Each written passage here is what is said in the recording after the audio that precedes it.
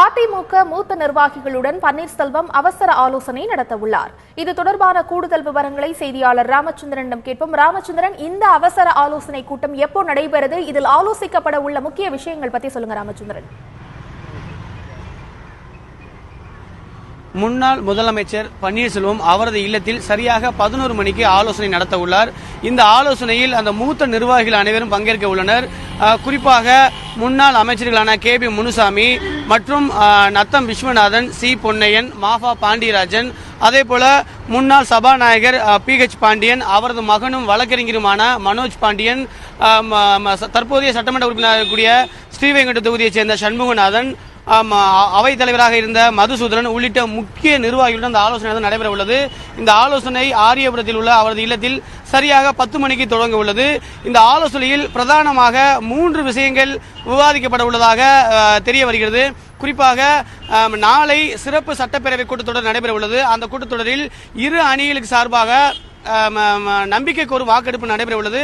அந்த நம்பிக்கை கோரும் வாக்கெடுப்பில் நமது அணிக்கு MLA-க்களின் ஆதரவை பெறுவது எப்படி, அது மட்டுமல்லாமல் தமிழகம் முழுவதும் சுற்றுப்பயணம் மேற்கொள்வதற்கும் முன்னாள் முதலமைச்சர் பன்னீர்செல்வம் அவர்கள் திட்டமிட்டுள்ளார். இதனை நேற்று அதிகாரப்பூர்வமாக மெரினாவில் உள்ள தலைவர்கள் அஞ்சலி செலுத்திய பின்னர் அதிகாரப்பூர்வமாக அறிவித்துள்ளார். அது தொடர்பாகவும் விவாதிக்கப்பட உள்ளது. தொகுதி வாரியாக தமிழகம் முழுவதும் பல்வேறு மாவட்டங்களில் சுற்றுப்பயணம் மேற்கொள்ள உள்ளனர். எந்த தொகுதியிலிருந்து தொடங்குவது, யாரெல்லாம் தலைமை ஏற்பது, எதுபோன்று மக்களையும் வாக்காளர்களையும் நேரடியாக சந்தித்து ஆதரவு கேட்பது என்பது குறித்தும் விவாதிக்கப்பட உள்ளது. அது மட்டுமல்லாமல் கட்சியில் தற்பொழுது பொதுச் செயலாளர் மற்றும் துணை பொதுச் செயலாளர் நியமனத்தை ரத்து செய்ய வேண்டும், அது செல்லாததாக அறிவிக்க வேண்டும். இது குறித்து நீதிமன்றம் மூலமாகவும் இந்திய தேர்தல் ஆணையத்தின் மூலமாகவும் அவர்கள் உதவியுடன் எதுபோன்ற நடவடிக்கைகளை மேற்கொள்ளலாம் என்பது குறித்தும் இந்த ஆலோசனையில் விவாதிக்கப்பட உள்ளது. அது மட்டுமல்லாமல் ஏற்கனவே புதிய அரசு பொறுப்பேற்றதற்கு பிறகு முன்னாள் முதலமைச்சர் பன்னீர்செல்வத்தின் ஆதரவாளர்கள் மீது கடுமையான தாக்குதல் நடத்தப்பட்டது. ஆகையால் தமது ஆதரவாளர்களுக்கும் தலைவர்களுக்கும் எதுபோன்ற பாதுகாப்பு தேவை, இதுபோன்ற அச்சுறுத்தல் வந்தால் எவ்வாறு எதிர்கொள்வது என்பது குறித்து விவாதிக்கப்பட உள்ளதாக தெரிகிறது. சரியாக 10 மணிக்கு இந்த ஆலோசனை கூட்டமானது நடைபெற உள்ளது. அந்த ஆலோசனை கூட்டத்திற்கு முன்னாள் முதலமைச்சர் பன்னீர்செல்வம் அவர்கள் தலைமை தாங்குகிறார். 11 மணிக்கு நடைபெறதுக்கு பின்னாடி அதிகாரப்பூர்வமாக இது குறித்து அறிவிப்பு வரலாம் என்றும் எதிர்பார்க்கப்படுகிறது. மைதிலி, ராமச்சந்திரன், சூழல்ல பன்னீர்செல்வம் ஆதரவாளர்களின் அடுத்த கட்ட நகர்வு என்னவாக இருக்கு? நாளை சிறப்பு சட்டப்பேரவை கூட்டத்தொடர் நடைபெறுவது. அந்த கூட்டத்தொடரில் தங்கள் அணி வெற்றி பெறுவதற்கு எது போன்ற ஒரு சூழலை கையாள்வது என்பது பிரதான முடிவாகவே இருக்கும். அவர்களது அடுத்த நகர்வு அதாகவே தான் இருக்கும். ஏனென்றால் தற்பொழுது புதிய முதலமைச்சராக எடப்பாடி பழனிசாமி அவர்கள் தேர்வு செய்யப்பட்டுள்ளார். நேற்று அவர் தமிழக பொறுப்பு ஆளுநர் வித்யாசாகர் ராவ் அவருக்கு பதவி பிரமாணமும் ரகசிய காப்பு பிரமாணமும் செய்து வைத்தார். அதனைத் தொடர்ந்து 4 குழுக்களாக தலா 8 பேர் வீதம் அமைச்சர்களும் பொறுப்பேற்றுக் கொண்டனர். பொறுப்பேற்றுக் கொண்ட பின்னர் அடுத்த 15 நாட்களுக்கு தனிப்பெரும்பான்மை நிரூபிக்க வேண்டும் என்றும் தமிழக பொறுப்பு ஆளுநர் வித்யாசாகர் ராவ் உத்தரவிட்டிருந்தார். இந்த நிலையில் நாளை சிறப்பு சட்டப்பேரவை கூட்டத்தொடர் நடைபெறும் என்று தமிழக சட்டப்பேரவையின் செயலாளர் ஜமாலுதீன் அதிகாரப்பூர்வமாக அறிவித்துள்ளார். நாளை சரியாக 10:30 மணிக்கு இந்த சிறப்பு சட்டப்பேரவை கூட்டத்தொடர் தொடங்க உள்ளது.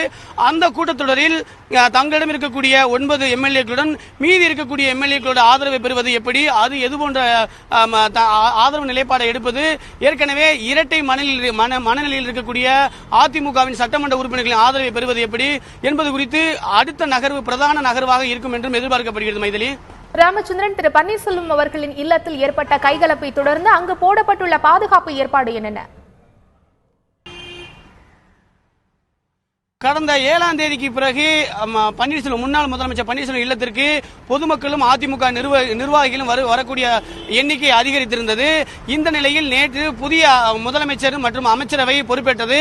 பொறுப்பேற்பதற்கு முன்பாகவே பொறுப்பேற்றதற்கு பின்பு சரியாக 10 நிமிடம் கழித்து முன்னாள் முதலமைச்சர் இல்லம் அருகே கைகலப்பு ஏற்பட்டது. அதற்கு பிரதான காரணம் முன்னாள் முதலமைச்சர் பன்னீர்செல்வம் அவர்கள் தென்பெண்ணை என்ற அரசு பங்களாவில் கடந்த 2011ஆம் ஆண்டிலிருந்து வசித்து வருகிறார். அதன் எதிரே இடதுபுறத்தில் சுமார் ஒரு 50 மீட்டர் தொலைவில் தற்போதைய சட்டத்துறை அமைச்சராக பொறுப்பேற்றுள்ள CV சண்முகத்தின் அரசு பங்களாவும் உள்ளது. இந்த இரு பங்களாவும் எதிரெதிரே இருந்தது. கடந்த 7ஆம் தேதி இரவிலிருந்து அந்த அரசு பங்களாவுக்கு அமைச்சர் CV சண்முகம் வரவில்லை.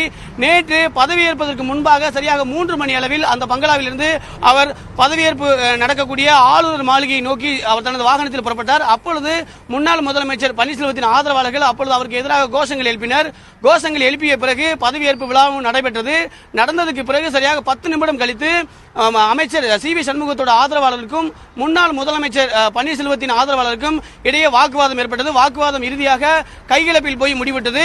அதில் முன்னாள் முதலமைச்சர் பன்னீர்செல்வத்தின் ஆதரவாளர் ஒருவருக்கும் காவலர் ஒருவருக்கும் ஆகிய 2 பேருக்கு காயம் ஏற்பட்டது. அவர்களுக்கு மருத்துவமனையிலும் சிகிச்சைக்காக அனுமதிக்கப்பட்டுள்ளார்கள். இது குறித்து தமிழக அமைச்சராக இருக்கக்கூடிய CV சண்முகம் தற்பொழுது காவல் நிலையத்தில் புகார் மனுவை ஒன்றையும் கொடுத்துள்ளார். இந்த பகுதியானது அபிராமபுரம் காவல் நிலையத்துக்கு உட்பட்டது. அந்த காவல் நிலையத்தில் புகார் மனு கொடுக்கப்பட்டதாக சொல்லப்படுகிறது. புகார் மனுவை பெற்றுக்கொண்டு தற்பொழுது காவல்துறையினர் விசாரணை நடத்தி வருகின்றனர். அது மட்டுமல்லாமல் இதுபோன்ற கைகலப்பு மேலும் ஏற்படாத வகையில் கூடுதல் காவலர்களும் பாதுகாப்பு பணியில் அமர்த்தப்பட்டுள்ளார்கள். 2 வீடுகளுக்கும் அருகருகே இருப்பதால் கூடுதல் காவலர்கள் பாதுகாப்பு பணியில் நேற்று இரவு முதலே காவலர்கள் பாதுகாப்பு பணியில் அமர்த்தப்பட்டுள்ளார்கள். 2 வீட்டின் பிரதான நுழைவாயில்கள் பூட்டப்பட்டு தலா 100 பேர் வீதம் இரு பக்கமும் காவலர்கள் பாதுகாப்பு பணியில் அமர்த்தப்பட்டுள்ளார்கள். உள்ளே செல்லக்கூடிய அனைத்து வாகனங்களையும் கடுமையாக சோதனை செய்ததற்கு பிறகே காவலர்கள் உள்ளே அனுமதிக்கின்றனர். இதுபோன்ற சம்பவம் மேலும் ஏற்படாத வகையில் கூடுதல் காவலர்கள் தற்பொழுது அந்த ஆரியபுரத்தில் உள்ள அந்த பிரதான சாலைக்கும் உள்ளே இருக்கக்கூடிய அந்த இணைப்பு சாலைக்கும் கூடுதல் காவலர்கள் வழங்கப்பட்டுள்ளார்கள்.